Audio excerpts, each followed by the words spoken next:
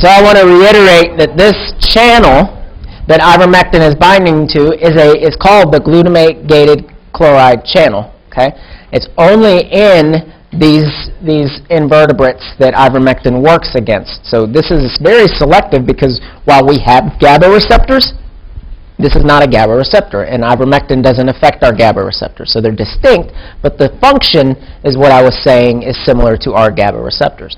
So it inhibits the flux of chloride, and if you inhibit the flux of chloride, then that causes hyperpolarization and paralysis, right? Praziquantel is branded as biltricide. It is a cestode and nematode. I'm sorry, a cestode and trematode spectrum. Okay, so nematodes here, the hookworms, pinworms, roundworms, are unaffected. Okay, it's going to have three major mechanisms. It causes calcium influx across the tegument, or the cover of the worm. What is the result of calcium influxing into the worm? Hyperexcitability leading to paralysis, right? Hyperexcitability, which leads to paralysis. Inhibition of phosphoinositide metabolism. What are phosphoinositides important for? Membranes, right? Membrane stability. So if you inhibit phosphoinositides, you essentially are affecting the membrane of the worm, and that will destabilize the membrane. And then it directly damages the tegument. And that leads to antibody-mediated attack on the intra-worm antigens that are released. Okay, so three mechanisms really all having to do with the tegument, the cover of the worm. The first one leads to spasm and paralysis. The second one leads to membrane damage and leakage. And then the third one is just direct drug-induced. Again, cestodes and trematodes will be treated with praziquantel.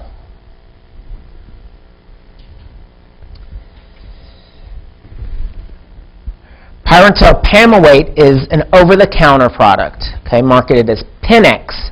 And it's easy enough to know Pinex. It's going to be directed against pinworm, roundworm, and hookworm only. So this is now a sole nematode covering drug. Okay?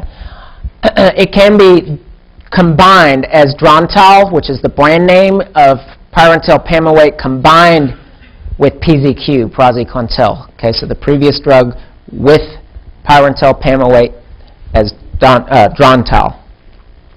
If you look at this compound, it's actually a dipamoate salt. Okay, so this is the drug, this is the pamoate salt. And there's two of these that are going to be salted to each of these carboxylic acid, making this molecule insoluble and unabsorbable after oral ingestion. So it's not absorbed after oral ingestion as a result of being this pamoate salt.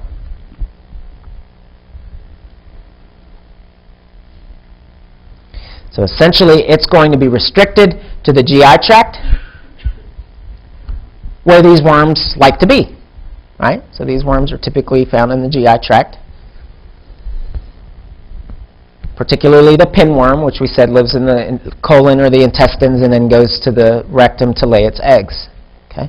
And so restriction to the GI tract is key because the drug is not absorbed. If you have a drug that's not absorbed into the system, it's very safe, generally, right?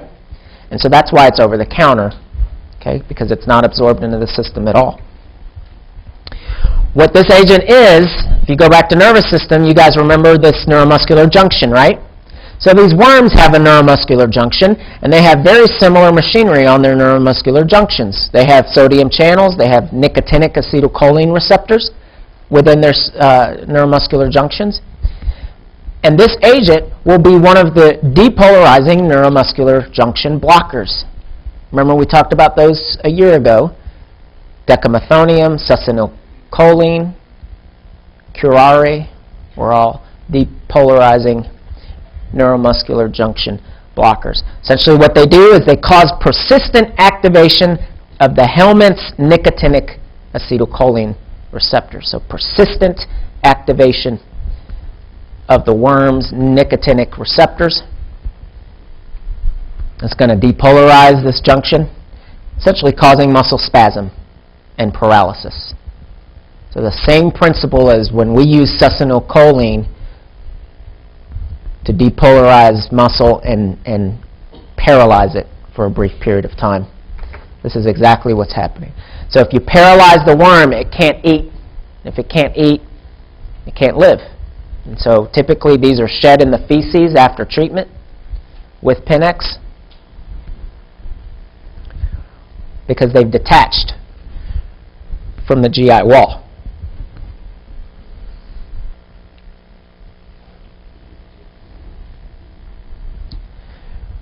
Yes? Questions? Marissa, do you have a question? Okay. All right. So that's that. So those are the worms. Talked about all the drugs. The table boils down to how we cover them. And then most of the mechanisms are, I talked about in brief, not so much in detail, but you should be familiar with the mechanisms of those drugs. All right, we'll finish up with ectoparasitic infections. And there are two major ectoparasites. Ecto meaning that they essentially have shells, these parasites. Okay, so you can see the shells on the three that I've shown you. There's two major ones, Sarcoptes scabi, which causes scabies, and pediculitis species, which cause lice. And there are three main pediculus species. The Pediculus humanus capitis causes head lice. The Pediculus humanus corporis is the body louse that causes the lice on the body. And the Phthirius pubis is the pubic louse, which is commonly referred to as crabs because it looks like a crab. Okay?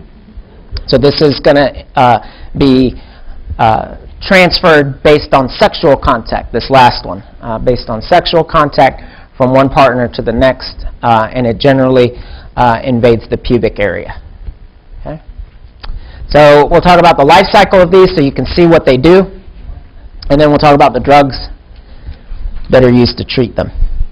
Scabies is called the itch mite commonly, or the 7-year itch, as some of you may have heard. This is essentially a small insect, a small parasite that spreads by direct person-to-person contact.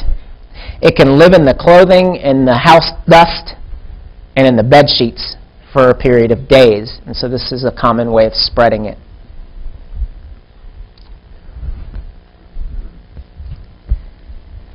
Shared clothing, again, is common. Shared clothing is a common route of spread. It's not common, but it's a common route of spread. So people that wear the same coats, the same jackets, the same hats can easily spread it from person to person. The female of the organism will burrow. You can see that here. The adult female will burrow into the skin and pretty much reside in the dermis, in the epidermis, okay, that first layer of skin. So she resides in the epidermis, and she will lay her eggs in the epidermis, and then they will incubate there for a while, and they hatch as larvae, and the nymphs will then become adults, and the cycle continues. Okay. The areas of the body, can't really see it,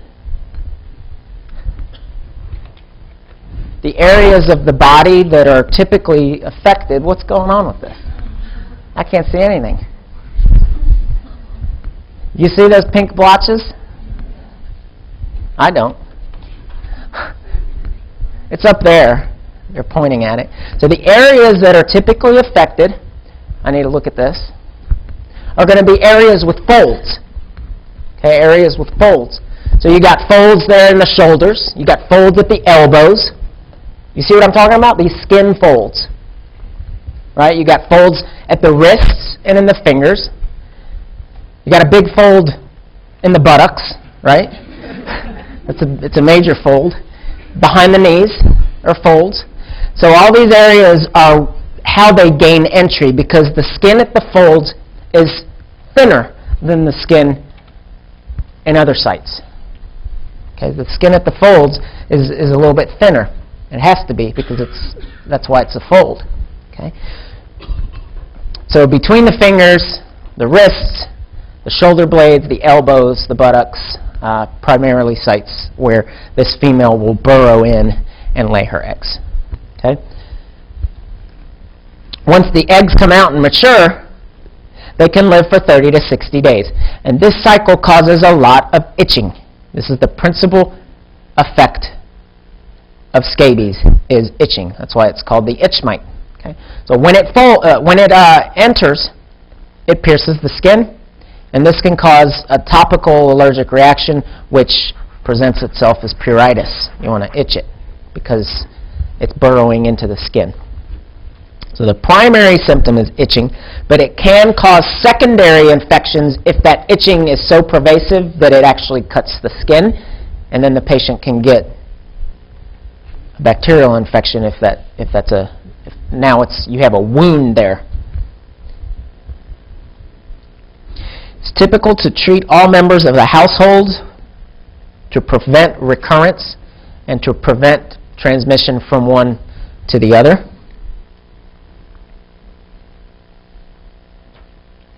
And you can see some of the common looks to scabies, again, between the folds of the fingers, the foot, the wrists are another common, and then you can see an electron micrograph of that nasty little booger right there.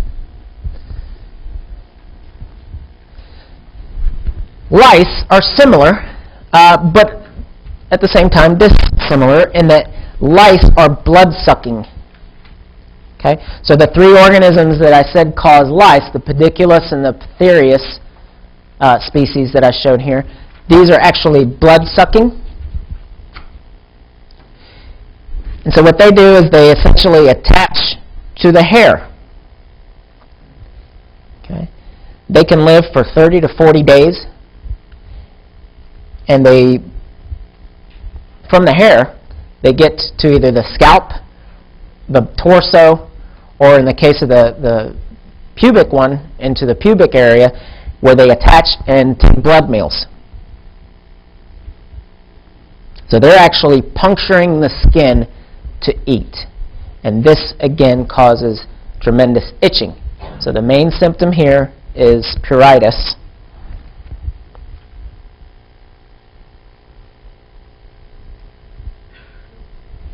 And again, typically the nits grow on human hair. So the nits are the kind of the babies, okay? The babies are referred to as nits. So these are like the eggs here, as you can see, okay? And so these nits will attach to human hair, and so that's why lice is so prevalent mostly on the scalp or in the pubic area, because there's hair there, okay? So that hair is really what the nits are attaching to. So when a patient gets treated for lice, they have to ensure that all of the nits are removed from the hair. Otherwise, it will come back. So in boys, this is easy enough. You can shave their heads to ensure that there's no nits there. Okay? In girls, typically they don't want their heads shaved, so you have to do multiple treatments, and then there's a special fine-tooth comb that you can use to ensure that all of the white nits, and they will be present on the scalp, are removed. Okay? So typically, again, this is spread person to person or by clothing or bed sheets. And just as with scabies, you want to typically we'll treat the whole family to prevent recurrence. The beddings and clothes must be washed in hot water to prevent the nits from surviving.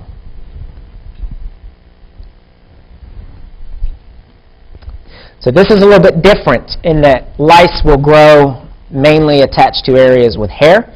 We have to make sure that the nits do not survive on that hair or it will recur. Again, the fine-tooth comb that comes with some of the products is used to remove the nits, and for some patients it's acceptable to shave the hair to get rid of the nits. Okay? So how do we treat scabies and lice? The treatments are essentially going to be the same. We'll talk about the drugs here. Lindane is the first one. Anyone dispense Lindane? We used to do a lot of Lindane. Yeah, a few of you. Marissa, you dispense everything. Where do you work? I work at the 24-hour long. Okay. Oh, yeah. Okay, there you go. Okay. So, yeah, Lindane is going to be a very powerful agent at treating scabies and lice. It's essentially 1% gamma-benzene hexachloride, which is the molecule shown here. It is based on these 6 chloromolecules, very lipophilic. And so it is readily absorbed through the exoskeleton of these organisms. Okay? So these organisms have like a hard shell, almost like a cockroach, and this will penetrate that hard shell. Okay? The insecticidal activity is based on CNS stimulation due to GABA receptor inhibition. So these organisms express GABA receptors, and you inhibit those GABA receptors with lindane. That causes CNS excitation, eventually leading to paralysis. Now, lindane is very lipophilic. We typically apply it to the scalp. If it's very lipophilic, that would suggest that it's going to cross into the system, right? And in fact, it does. So lindane, being so lipophilic, when it's applied to the scalp, can actually penetrate into the human systemic circulation from the scalp. So if it's in the human systemic circulation, what are some side effects that we may see? Some CNS effects, typical of GABA receptor inhibition. So stimulatory, some anxiousness, insomnia, things like that. Okay? For this reason, it's reserved for second-line treatment in children or in those weighing less than 110 pounds. Okay? So children and those less than 110 pounds, typically this won't be used first because of its ability to penetrate into the system from the scalp. Okay? In others, it's directly applied. So there's 2 ways to do this. The correct use is important because you have to use it correctly in order for it to work, and you have to use it correctly in order for it to not cause toxicity. So the lotion, apply a thin layer to dry skin. Okay, dry skin. Why wet skin? Why not wet skin? I mean, it's lipophilic. It's not going to like wet skin, right? So it's not going to do anything. It's going to stay on top of the water layer if it's wet skin. Leave in place for 8 to 12 hours and remove by thorough washing after that. Okay? So this is typically done for scabies on, for example, on the hands or the wrists, something like that. Okay? The shampoo, you have to clean the hair of oils and dry it first. You clean the hair of oils with shampoo, normal shampoo, Pert or whatever people use. I don't have to worry about shampoos too much. Just use whatever my wife has. Clean hair of oils and then dry it. It has to be dry, again, for the same reason. Wetness doesn't go well with a very lipophilic molecule. Working in the scalp to prevent contact with other body parts. The more of the body that comes into contact with this, the more toxicity could arise. Okay? After 4 minutes, you remove the drug by washing in water, drying, and combing with a fine-tooth comb to remove the nits. Okay?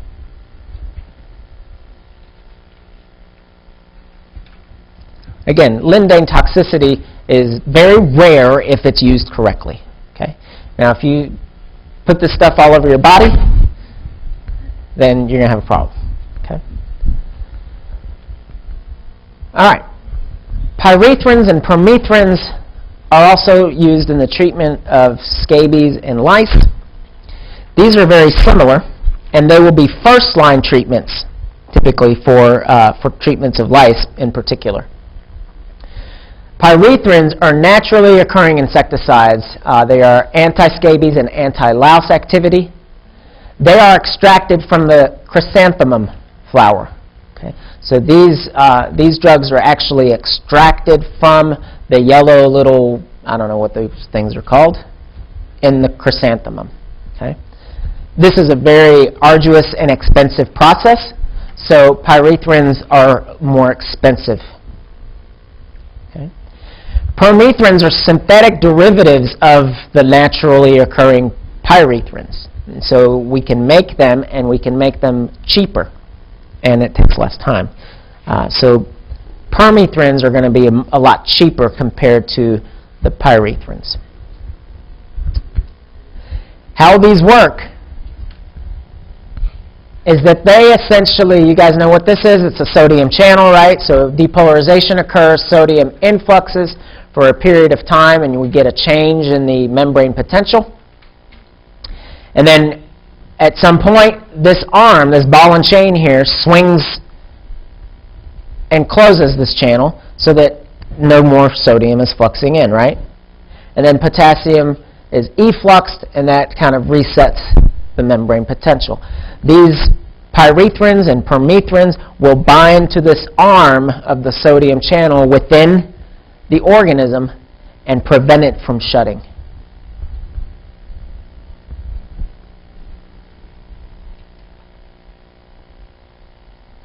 This causes repetitive action potentials, right? Because now the cell's just constantly in the state of depolarization. It cannot repolarize, and it eventually will cause paralysis of the organism. Now, everyone clear with that? So it's essentially shutting down the organism's sodium channels, causing paralysis. So we have sodium channels. They work much the same way as this. Why are these agents so toxic to the ectoparasites, but they are not so toxic to us? The reason is here. These are very highly toxic to the organism, to the parasites and insects, but relatively non-toxic to man because they are readily metabolized. And I don't care that you know this, but look how much metabolism goes on for each of them. 3 metabolites very quickly. So they are metabolized readily by human cytochrome P450s into inert metabolites, whereas the ectoparasites' CYPs aren't as effective at metabolizing them.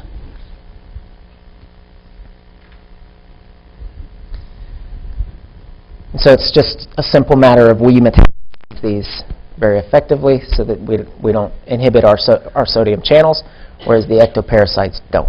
Okay? Now that also makes these pretty environmentally stable, meaning that after time in the environment they break down and they're not toxic. So the rapid breakdown in the environment makes them a little bit more earthy as insecticides. So you go to Home Depot and you buy, one of those treat your own home sprays. If any of you do that, I have to do that or my wife yells at me when she sees a bug in the house. So those sprays typically contain these permethrins or derivatives of these permethrins, okay? Because they are very good at killing spiders and insects, cockroaches, things like that, but they're not very prevalent in the environment. Okay? That's why you have to repeat that spraying every 3 months or 4 months or however long it is, because they essentially will decompose in the environment. Okay? So there's a couple different ones. So A200 and RID is the pyrethrins. These are going to cost more. They degenerate rapidly, so they're combined with this piperonyl butoxide, PBX, which is a synergist. So PBX essentially is going to inhibit the insect's P450 enzymes that metabolizes the pyrethrins, so it prevents inactivation. So PBX is just a synergist here, and again it can be used for the species that I show here. Comes in a gel, shampoo, topical solution. Okay. Permethrins are dispensed as Nix1, Elamites, as well as others. They have increased stability, so they don't need a synergist. They are synthetic, so they're cheaper, and they can be dosed differently depending on what we're treating.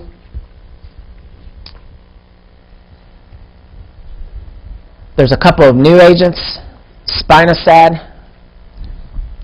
This was approved just in 2011 for treatment of head lice for patients greater than 4. It contains benzyl alcohol as one of the solubilizing ingredients, which is toxic to babies and neonates, which is why it's reserved for older kids. Okay? This is going to cause neuronal excitation in insects as well. That's going to cause paralysis, so 100% mortality due to paralysis. And here's some counseling points. the biggest one being do not swallow, because it is a solution. And while it may be obvious to the pharmacist or to the healthcare provider that this solution should be applied rather than swallowed, that's something that should be noted to the patients because of the benzyl alcohol. We don't do well with benzyl alcohol if we ingest it. Okay. All right. Finally, there is another new indication for ivermectin. It's branded as Splice. It's a single tablet application of ivermectin for infants greater than 6 months to kill off the lice. So look at the cost. It costs about $260 compared to $10 to $20 for the permethrins that you can get over the counter. So that's an option, but not a very good one for treating something that's pretty easy to treat. Yeah, why would you get it? I'm not sure. Yeah. I mean, nits and lice and scabies, we don't see resistance with them, so it's not like we need second, third, fourth line options. I'm not sure why this was even brought to the market if they're going to sell it for that much. It's not going to do well. But it's a drug, and I have to tell you about it. All right, and I think that's it. So I hope you guys enjoyed this course as much as I enjoyed teaching. I want to talk to you a little bit about what I want you to do on Monday and Tuesday. So Monday, I'm going to ask you if you want to have a review session here. Anyone interested in that, raise your hand. Okay. So why don't we say 11 to 12? Is that good? 1 hour? Or do we need to make it 10 to 12? 1 hour? Okay. Why don't we say from 11 to 12? We have this room. So I can be here from 11 to 12. I'll be here earlier. I just don't want to hang around here if no one's here. So if you come at 10, come to my office. I'm still here. But I'll come into the room at 11, and from 11 to 12 I can answer any questions that you may have had over the weekend. The final will be anywhere from 25 to 40. I haven't decided because I haven't made it yet. 25 to 40% old material and the rest new. Okay, so 25 to 40% old. Most of that is going to be in the form of mechanism matching. Okay? Because I want you to have 20 questions where you can do quickly. Because again, we'll have 2 hours to take the exam. Say again? For the new stuff, mechanical matching or both? The old stuff, out of those, let's say I ask you 30 old questions, 20 of them will probably be matching of mechanism to drug. 60 to 70% new, and that's going to be all kinds of questions. Okay? Now, what I want you to do is, if you note on the syllabus, this is a Tuesday exam, 7:45 to 9:45. We have this room, but the other room is not over here on Tuesday. It's Tuesday, so there's class over there. So I have BE007 in the Business and Education building. And if your last name is A through I last name, I want you to go there. 07. If your last name is J through Z, you need to come here. Okay? And I've counted the seats and I've counted the people. So if you mess this up, you're going to waste 5 minutes walking back to one room to get a test because she's not going to have enough tests. Yeah? My name's Colin from Okay. So you're all over the place. On what is the name on Moodle? Collins. So go over there, okay? Because that's how it is on my roster. Christina, you got a name change too? Oh.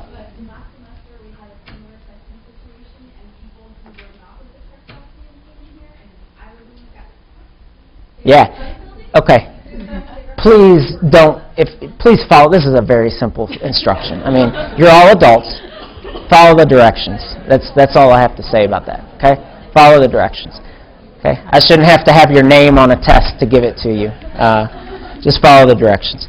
So that's what I want you to do. That way we'll have enough seats and no one will waste 5 minutes walking back and forth because they didn't have the right test. Okay? What else? Anything else? All right. Thanks. Have a good one. Thank you. Thank you. That's nice of you. Thank you.